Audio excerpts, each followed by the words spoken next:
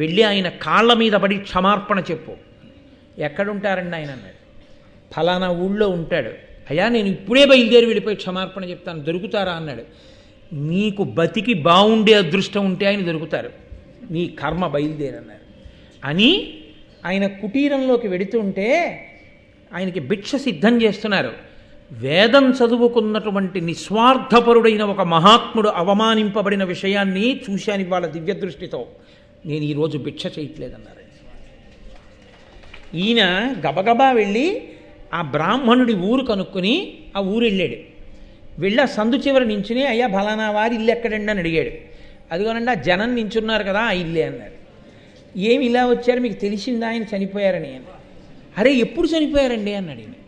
అంటే ఏం జరిగిందో తెలియదండి, మధ్యార్జునం వెళ్ళారు నమకచమక పారాయణం చేస్తానని, చాలా బాధగా తిరిగి వచ్చారు, రాత్రంతా శివ శివ శివ అని పలవరిస్తూనే ఉన్నారు, తెల్లవారుజామున శరీరం వదిలేశారు. ఈయన వెళ్ళి చూసేటప్పటికీ ఆయన చనిపోయి ఉన్నారు. అంతే. ఆ తర్వాత ఏమైందో తెలుసా అండి, పేర్లు వాడడం నాకు ఇష్టం లేక నేను చెప్పలేదు, కానీ మీరు ఇప్పటికీ పరమాచార్య స్వామి వారి శరీరంతో ఉండగా ఉన్న లీలలు చదివితే మీకు ఆ పేర్లు కూడా కనపడతాయి. నేను వాడడం ఇష్టం లేక నేను ఆ పేర్లు వాడలేదు.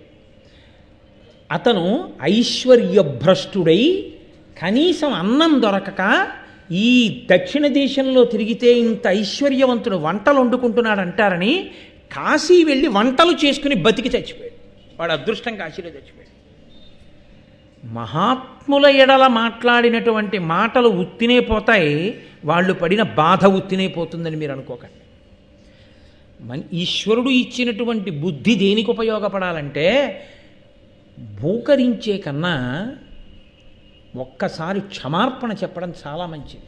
అది ఎప్పుడూ మంచిది. పెద్దల విషయంలో ఆ జాగరూకత ఎప్పుడూ ఉండాలి.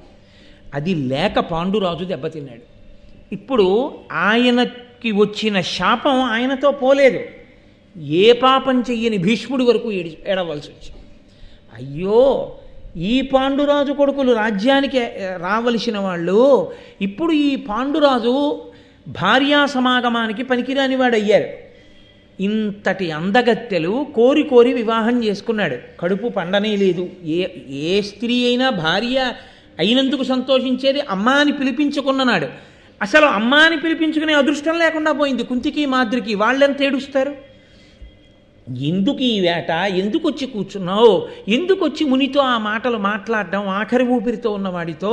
ఇప్పుడు నీ శాపం బాగానే ఉంది, మా బతుకులు అమ్మ అనిపించుకోకుండా పోయాయి, వంశం లేకుండా పోయింది.